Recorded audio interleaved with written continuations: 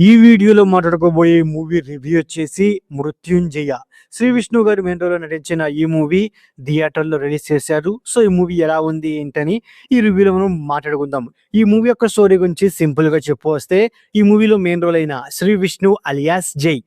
జై ఒక న్యూస్ పేపర్‌కి యాడ్ ఏజెన్సీగా వర్క్ చేస్తూ ఉంటాడు. అలాంటి సిట్యుయేషన్‌లోనే మన హీరోని ఒక చిన్న పిల్ల తన నాన్న చావుకి కారణమైతే అడిగిద్దనమాట.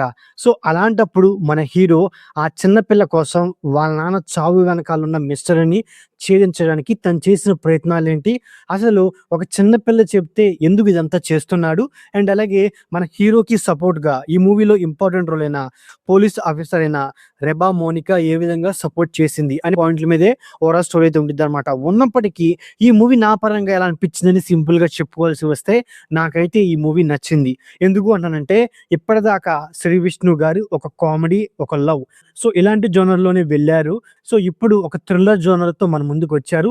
ఈ మూవీ ఎలా ఉండబోతుందని ఇంట్రెస్ట్‌తోనే ఈ మూవీని నేను చూసాను. చూసిన తర్వాత నాకైతే ఈ ఓవరాల్ మూవీ చూసిన తర్వాత ఇంప్రెస్ అయ్యాను. దానికి మెయిన్ రీజన్స్ వచ్చేసి ఈ మూవీ యొక్క స్టోరీ పాయింట్. సో, ఆ స్టోరీ పాయింట్‌తో పాటు మన హీరోకిను ఈ మూవీ స్టోరీకి లింక్ కలిపిన విధానం నాకు చాలా బాగా నచ్చింది.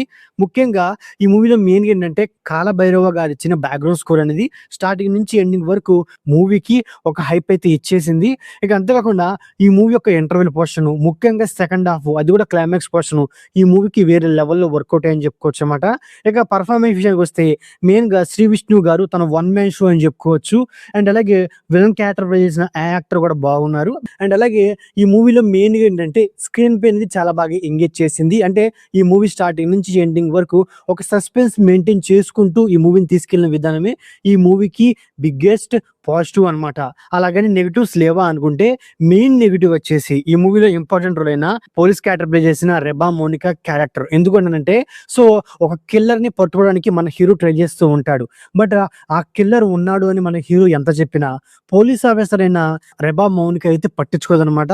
ఎందుకనంటే, ఒక సిటిజనే కిల్లర్ కోసం అంతలాగా వెతుకుతున్నప్పుడు ఒక పోలీస్ ఆఫీసర్ అయ్యుండి, అది కూడా ఒక ఎవిడెన్స్‌తో తన దగ్గరికి వచ్చినప్పుడు మన హీరోతో కిల్లర్ లేడు అని ఆర్గ్యుమెంట్ చేసిద్దే గాని ఎందుకు హీరో వైపు ఆలోచించదు అనేది నాకు చాలా వరకు డౌట్ అనిపించింది.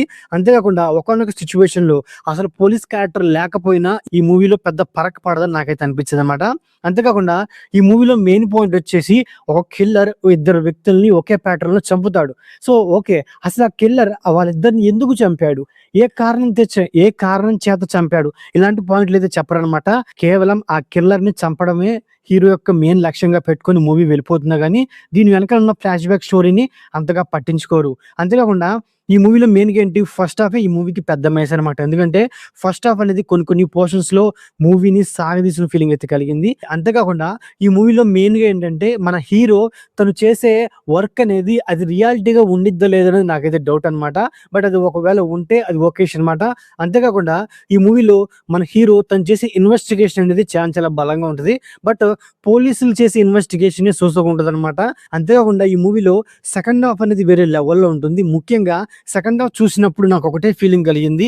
మన అల్లు అర్జున్ గారి 'జులై' మూవీయే గుర్తుకొచ్చిందనమాట. ఎందుకంటానంటే, సేమ్ 'జులై' మూవీలో ఉన్నట్టే ఈ మూవీలో కూడా సో హీరో తెలివైనోడు అండ్ అలాగే విలన్ తెలివైనవాడు. సో వాళ్ళిద్దరి మధ్య జరిగే వారు, లేకపోతే వాళ్ళిద్దరి మధ్య జరిగే ఫైటు చాలా ఇంట్రెస్టింగ్‌గా, క్యూరియాసిటీగా తీసుకెళ్తారనమాట. సో ఆ సిట్యుయేషన్స్, ఆ కాన్ఫ్లిక్ట్ పాయింట్స్ నన్ను చాలా బాగా ఎంగేజ్ చేసింది. ఓవరాల్‌గా మూవీ గురించి సింపుల్‌గా చెప్పవస్తే, స్టోరీ పాయింట్ బాగున్నప్పటికీ ఆ స్టోరీ పాయింట్‌ని ప్రాపర్‌గా ఎగ్జిక్యూట్ చేయలేదు. మిగతా పాయింట్‌తో మూవీని ఒక సస్పెన్సివ్‌గా, ఒక థ్రిల్ జోనర్‌తో ఎంగేజింగ్‌గా తీసుకువెళ్లారు. ముఖ్యంగా ఈ మూవీలో ఎమోషన్స్ అండ్ అలాగే ఈ మూవీలో కొందరు క్యారెక్టర్స్ చాలా బాగా వర్కౌట్ అయినాయి ఈ మూవీకి పెద్ద పాజిటివ్ అని చెప్పుకోవచ్చన్నమాట. లైక్ సినిమాటోగ్రఫీ అండ్ అలాగే ప్రొడక్షన్ వాల్యూస్ అవి కూడా ఈ మూవీకి పాజిటివ్సే. సో, ఓవరాల్‌గా ఇదండి 'మృత్యుంజయ' మూవీ రివ్యూ. నా రివ్యూ నచ్చినట్లయితే వీడియోకి ఒక చిన్న లైక్, అలాగే మన ఛానెల్‌ని సబ్స్క్రైబ్ చేసుకోండి. ఓకే. Thank you all.